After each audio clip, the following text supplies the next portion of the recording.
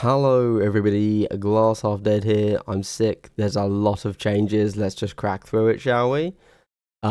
They've changed a lot. I'm not even going to try and summarize it. I'll have a little word at the end, but I know what you're here for.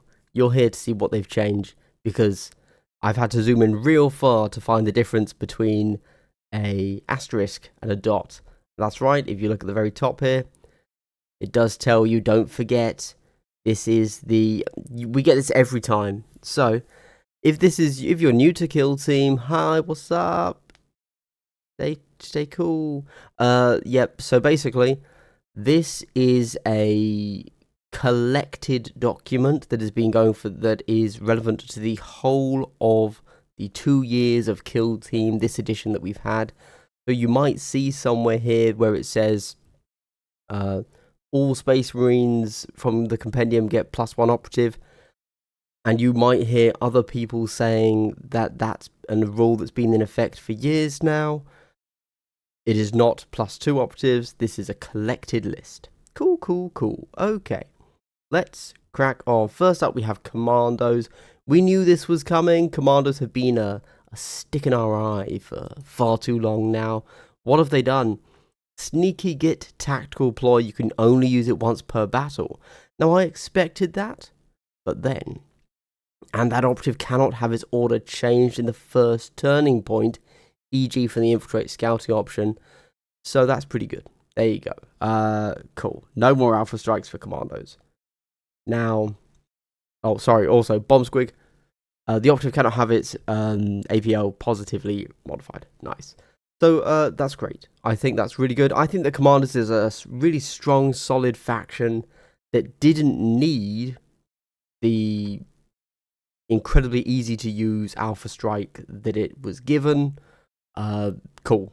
This is only a positive for Kommandos. A positive in the sense of you can now play your faction without shame again. Obviously, top tier players will now never touch Kommandos again. Classic. Phobos, no changes. I was surprised to see Pathfinders get some changes again, but I suppose they're getting buffs now. Yeah, it's interesting. So, the changes here are if you take the MB3 recon drone that used to cost you 2 slots, now it costs 1 slot like every other drone. This does definitively make it the best drone, but it already was anyway, despite it costing 2 slots. Cool. And then the drone controller or Pathfinder operative gains the following ability: Focused EMP override. If this operative is in the kill zone, friendly drone operatives can perform the operate action. Ignore the first bullet point of AI to do so. So that's pretty good. We need that because Pathfinders still suck into the dark. Cool. There we go. Now, I was shocked to see this one, I can't lie. Corsairs have been changed. Nothing for Legionary. You know, that faction that it consistently performs at the top. No. Corsairs, the 50-50, the perfectly balanced faction, very sadly have taken some buffs. So, firstly, Outcast's strategic ploy changed distance requirement to square instead of pentagon. I don't know. This is the thing where you get to do some cool stuff if you don't have any of your other friendly operatives within X of you. Used to be within 6, which honestly is quite hard. Now it's square, which is, I think, actually probably good. And then we also get Deadly Ambush tactical ploy. So... this is an interrupt. I made a video about interrupts in a 3 videos ago, and I mentioned the Deadly Ambush tactical ploy. This was something that was a bit weird. You had to be on an engage order to do this interrupt. But so in reality, nobody ever used Deadly Ambush because you just get shot before they move past you, really. But anyway, here you go. Now you can be concealed for your Deadly Ambush. That's actually a really big buff. Also, thematically, a very good buff too. Void Dancers not touched. Galapox Infected not touched. Elucidian Starstriders not touched. Honestly shocked, if I'm honest, but fine. Warp Cover not touched. I'm not surprised.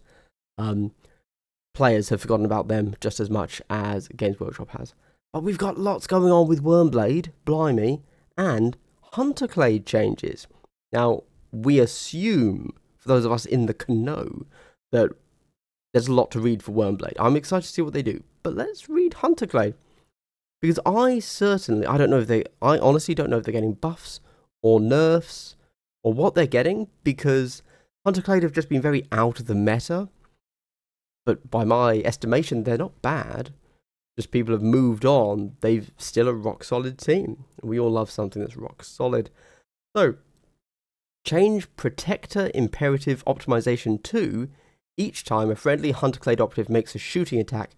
In the roll attack dice step of that shooting attack, you can reroll one of your attack dice. I have no idea what that was before. This is my bad. I'm not doing good.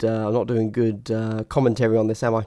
Change Bulwark Imperative Optimization to each time a shooting attack is made against a friendly Hunter Clade operative. In the roll defense dice step of that shooting attack, you can reroll one of your defense dice. Okay, so I think I remember what these were, but I might be remembering their original incarnation. So it used to be something about you have to fail a certain amount, and then you get the positive. And I think they've removed the caveat, so you can just say, "Oh yes, you get the positive now." And then the final one is change Bulwark Imperative Deprecation to friendly Hunter Clade operatives cannot perform dash actions. Cool, right? Here we go. I'm going to tell you what these used to be, what these currently are on Wikipedia, in fact. So, Protector Imperative Optimization. Where is that? So, at the moment, each time roll attack after that shoot attack, before any other rolls, if you roll 2 or more. Yeah, okay. So, I remember them correctly. So, currently, you have to fail 2 of your rolls to be able to get that reroll. Now, you just get the reroll. Good. Yes, fine. When Hunter Clade first released, it was in such a weird state. It was quite bad. There was a lot of discussion about should you even play the new Hunter Clade, because kind of the old Hunter Clade is like a little bit, in a sense, better. But there you go. They've changed these to remove the caveats of having to fail a certain number of rolls. That is a good change. That should have happened about 2 years ago. Nice. Wyrmblade. Change second paragraph of Cult Ambush ability. Hold on. I'm going to bring it up on the other monitor. Wyrmblade, because we need to know what it is. Okay, let's read it. The first time this operative... Sorry, I'm reading the change now. The first time this operative performs either a fight or shoot action in each of its activations, if its order was changed from conceal to engage during that activation, or it wasn't visible to every enemy operative at the start of that activation. It wasn't visible to every enemy operative? Okay. In the roll attack dice step of that combat or shooting attack, you can reroll any or all of your attack dice results of one result. Okay, so they've added in this caveat now. So, those of you that don't know, Cold Ambush is when you're fighting or shooting, when you flip from a conceal to an engage, you can reroll any results of one. So, sorry, any results of one number. So it could be you can reroll all of the ones, all of the twos, all of the threes, etc. Now, what have we got? So, if its order was changed from conceal to engage during that activation, or it wasn't visible to every enemy operative at the start of that activation. Okay. That feels like a huge buff. You have to be visible to every single enemy operative? So you will always get to use Cult Ambush? Essentially? Damn. I mean, that's good, you know? That's pretty good. I can't lie. Nice. Add the following to Talon Operatives Familiar's Soul Sight action. Let's go ahead. So the Talon is the model that nobody has ever taken. Nobody knows what this model does. Literally the worst model in the team. So, until the end of the turning point, each time this operative fights in combat with that enemy operative in the resolve successful hit step of that combat, the first time you resolve one of your successful critical hits, you can immediately resolve one of your successful normal hits. What does that currently do? Currently, Familiar's Soul Sight. Select one operative. Until the end of the turning point, each time this operative fights in combat with that enemy operative, the Sanctus Biodagger, this operative is equipped with gains brutal and balanced. Oh, that's terrible. That's okay. No wonder we haven't taken this guy. Now, does it do this in addition or is it changing? I had the following. So, for 1 AP, your 3 APL models, you know, 1 AP, you are going to get brutal, balanced.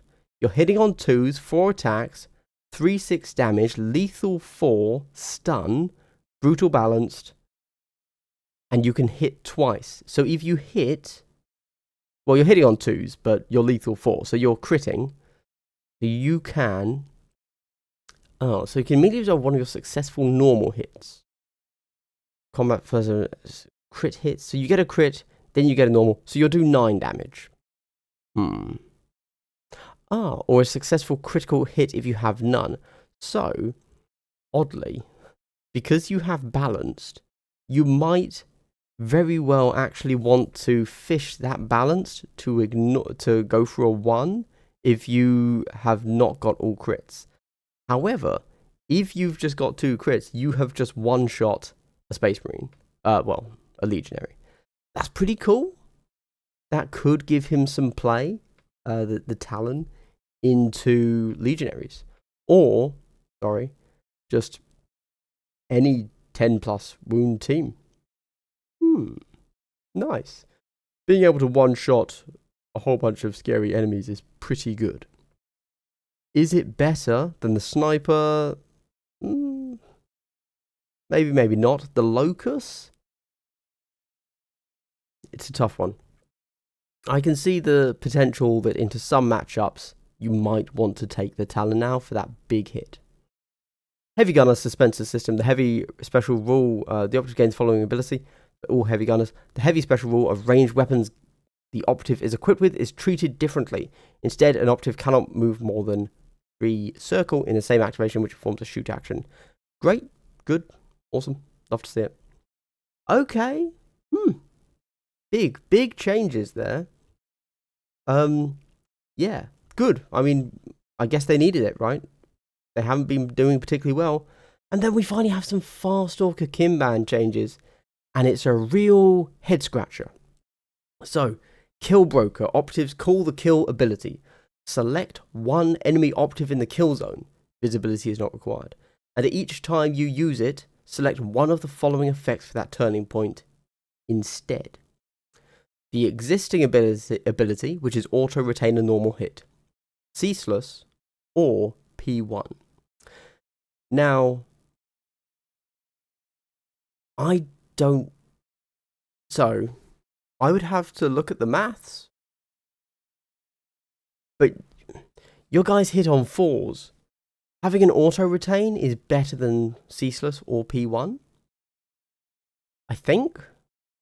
So that confuses me a lot. It's possible that the maths guys will come out and say, no, actually, you want to use it, if you've lined up a shot with this gun, then you definitely want ceaseless. If you've lined up a shot with this gun, you definitely want to use P1 or something. But to me, auto retain is better? I don't know. I'm going to have to relinquish to the maths guys on that. Either way, it feels like even if the ceaseless or P1 is actually better, it's going to be such a small thing that it's irrelevant. So that's a bit of a letdown for the Kroot there, if I'm honest. Bit of a shame to see them clearly be recognised and then essentially have a neutral effect instead of a buff. So there you go, I guess. We then have Kasrkin and Exaction Squad changes. Let's do Exaction Squad. So, Execution Order Tactical Ploy. So it's a new tac ploy. 0 CP the first time you use it during the battle, 1 CP thereafter. You can use it more than once. Select 1 enemy operative in the kill zone. Line of sight is not required. Okay, right. I'm going to have to find out what that... I thought this was like a new thing. Let's find out what that is, shall we?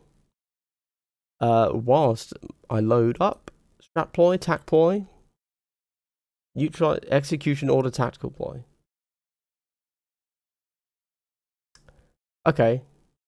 0 CP... Am I being stupid? Okay. Oh, because I've loaded up Kasrkin. There you go. Right, I was very, very confused for a second there. I was like, oh my god, what? Cool. Right. Let's read the next bit, shall we? So this is tactical ploy. Execution order. Use the tactical ploy when a friendly proctor exacting operative is activated. Select one enemy operative in its line of sight. Okay. You just don't need line of sight. Okay. Fine. Also, it's...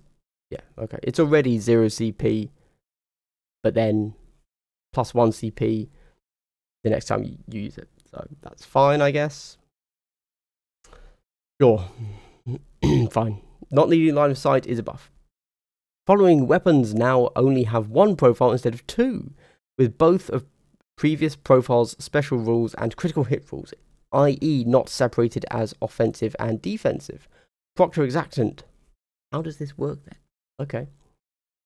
Also, you can now deploy your leader's drone for free, which is good. Makes sense. So, let's go look at the Proctor Exactant. Here we go. So your Dominator Maul and Assault Shield, offensive and defensive. How's this worded? Both, okay. That's pretty cool. So, I like that. That's cool. That's cool. That's good. It's a good little buff. Not what the team needed, but it's good. It's a nice little fun to have buff. The real issue that Exaction Squad are having is that a lot of their guys just kind of suck. And they haven't addressed those. They're trying to kind of play around with them in other ways. I think it's really good that they've buffed the Subductors, but the Subductors were doing fine. They already had their thing. This is a good change, but it's not the change the team needed. They've buffed something that was already working, even if working a touch clunkily, and ignored the things that aren't working. So fair enough. Fair enough, you know. It's an iterative process. Maybe I'm wrong. Maybe now Exaction Squad is going to be OP broken. Let's see. We then have the Kasrkin elite abilities. They're changing the elite ability, although in a very odd way. You know, people have spoken about the elite ability before and how there are many things you could do with it. You could allow it to be used for defense. You could allow people to just spend it completely freely, and just, if you want to just make sure that one, you know, use all 20 of your elite points in one attack sort of thing. But instead, they've done this. After adjusting your first dice, if you discard one of your attack dice, you can spend elite points to adjust an additional dice, but only one of your remaining failed hits to a normal hit. I don't know, man. So, the way it phrases, if you discard one of your attack dice, feels like you have to make a choice to discard one of the dice. I assume that's not how it's meant to be played. So you've rolled your dice, and then anything in there that you've missed, you don't discard till after rerolls and after elite points, I'm assuming. So if you discard one of your attack dice, as if that's optional, you then get to do the rest of this, spend more elite points. I actually do... pass. I will need to sit down, not reading it live, to consider how they think this is meant to be played. Also, go and read when exactly you discard a dice in the attack roll, because of course that does matter. So we then have change second sentence of Recon Trooper Operatives Warden Auspex Action 2 until the end of the turning point each time a friendly Kasrkin operative makes a shooting attack that enemy operative is not obscured. Okay, good. Cool. Nice. You know, it's always good to have a way to remove obscuring. I'm sure that won't at all matter in the new Beta Decima kill zone, where, of course, obscuring, totally irrelevant, never comes up. Nice. Good buff. Foregrip equipment. Gunner and sharpshooter operatives can be equipped with this for 2 EP, and it works for ranged weapons on their data card. Oh, okay. Cool. And that's it. Interesting buffs for Kasrkin, none of which I really felt were needed, but okay. Fair enough. Oh, real weird way to go about elite points, but it is what it is. Hearthkin Salvagers, totally balanced as they should be. Inquisitorial Agents somehow dodging those nerfs, but cool. Fellgor Ravagers. While a Fellgor Ravager operative has a frenzy token, treat its APL characteristic as 1. What? Oh, for the purposes of determining control. Okay, that's fine. For a moment, I was going to say, what the... Okay, that's fine. I'm cool with that. That makes sense. Incapacitating a Fellgor Ravager operative with a frenzy token, add the following bullet point. Critical damage is inflicted on it in a subsequent shooting attack. So basically, this answers the question of... officially answers the question of, can you kill a Fellgor Ravager with a single shot from a gun? If you look at how things are worded, due to how the shooting attack differs from how the melee attack works, officially, yes, you could, raw, letter of the law, kill a Fellgor Ravager in a single shot from a gun. A shooting attack, sorry. Now you can't, they've confirmed it. We already knew that was the case. Good to have it codified, so that's nice. Cool. Fellgor Ravagers, a little bit of nerf. Fellgor Ravagers are still really strong, so seems fair. Seems fair. And also the minus to APL when they're frenzied also makes a lot of sense, because let's be honest, they're not really meant to, kind of the intent is that they're dying.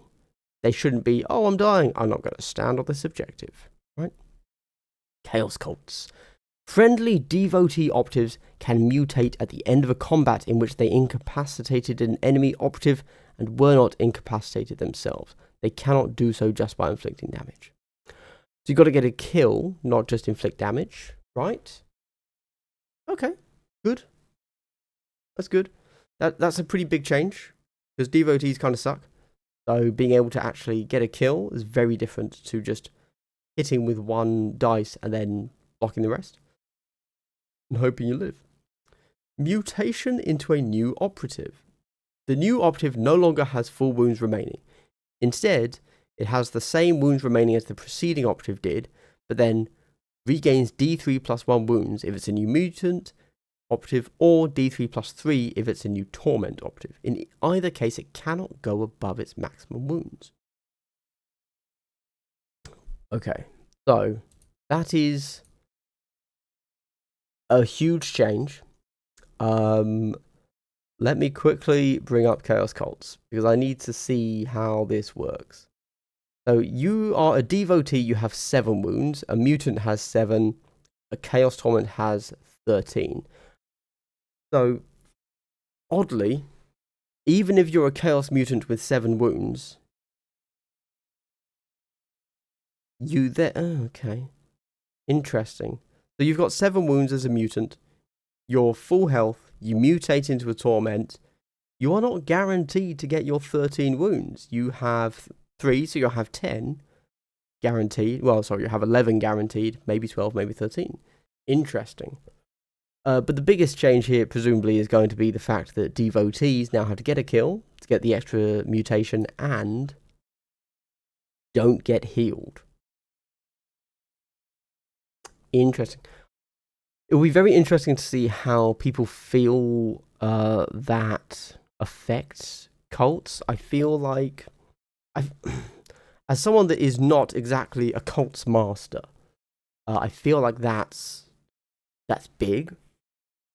But I can totally see some of the hardcore London meta Chaos Cults players just saying, oh no, well I never mutated a devotee that wasn't full health, so it's irrelevant. I feel like it's a good change, but definitely going to have to pass the buck on that one to see what the more experienced players say. Cool, okay. Wow. That was a huge amount of changes. There were so many changes in this data slate for a game that hasn't had a release since the last data slate, which is pretty weird. Good to see the Kommandos can get knocked down. Feels like the cults are also going to get knocked down. Who rises to the top? I think we're going to be seeing Legionary. I'm really shocked Legionary didn't take a nerf, if I'm honest. yeah, there you go. Cool. Cool. Let's have a quick double check just in case. Let's reload this page. In case they suddenly got... No. Okay. They didn't change the Exaction Squad. Alright. Okay. Fine. Fine. By the way, guys, if you want to find this yourself, just go to Warcom, go to Downloads at the top right here, and just go to Kill Team, and it brings all of this up for you. Cool. Well, thank you for watching, everybody. Yeah. Oof. Ah, man, I'm a little bit saddened that little touch to Kroot to show they know, but they don't give a shit, I guess. Bit of a lame one there.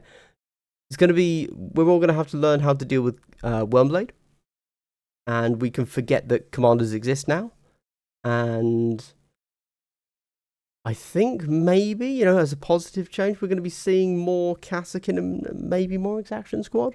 Although I don't think Exaction Squad have really changed how they play. But I think if we consider the Exaction Squad, nope, Kasrkin, sorry, they are going to be better at doing what they already do well. They're not going to be any better at doing what they don't do well. So they still won't be dominating because, you know, they still have pretty hard counters, which is fine. There's nothing wrong with that. Oh, my poor Kroot. I guess we'll also see some more Hunter Clade, because this is actually a pretty good buff to them. That came out of nowhere, so good to see. Alright, thanks for watching, everybody. I'm going to go lie in bed and die. Bye.